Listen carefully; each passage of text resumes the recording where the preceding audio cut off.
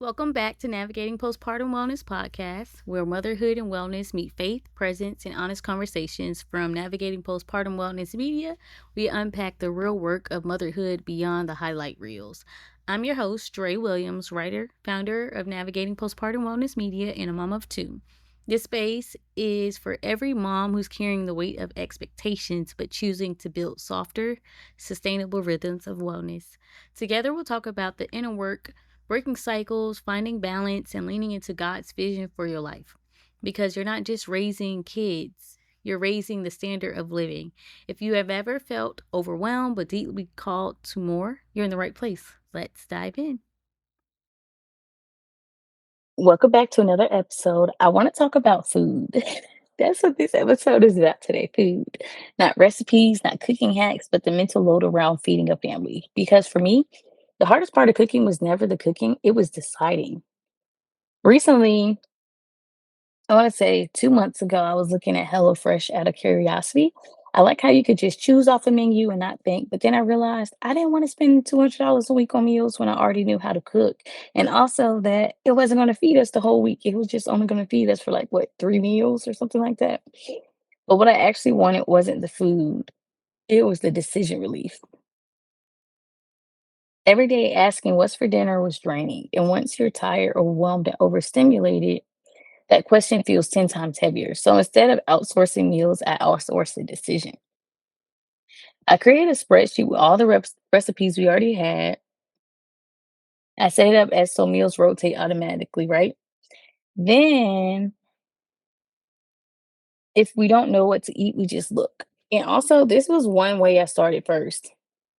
This is one of the first ways I started. Then, I'm going to show you how I built onto that, but we'll get there. I'm just so excited to share this with y'all.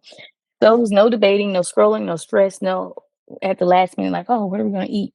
I even separated out. You have breakfast menu, a lunch menu, a dinner menu.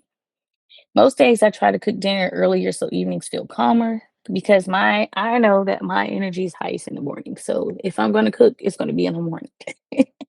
And we're gonna make sure we eat that meal for dinner. Some days I do it, some days I don't. I'm still human. And I don't stress because the systems is there to support me, not control me. If for whatever reason a full meal doesn't happen, I default what I call the kids' charcuterie board. They have a protein, a vegetable, a fruit, a carb, boom, done. Everyone eats, everyone's okay. And my kids love it.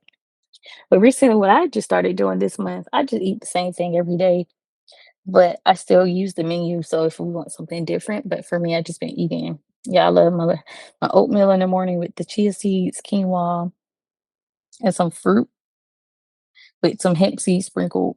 That's one of my go-to meals. And then I recently discovered these salads at Sam's and Costco. They have this sweet kale salad. It has almost have a lot of ingredients and it's so amazing.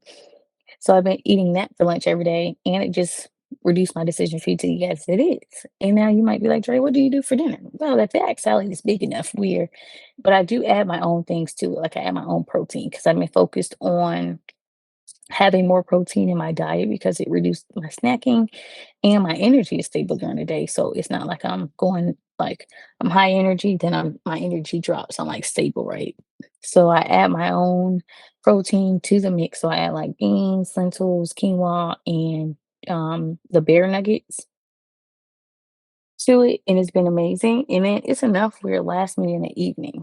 And the reason why I've been eating the same meals for me, like I said, is making it those decisions. Like I just worry about what the kids are going to eat, and my husband and I, we're like, oh yeah, we're good with that. Or I make protein shakes like for meal, either for extra protein or for like a meal replacement. Like if I haven't eaten and I'm like, oh, I want to eat that.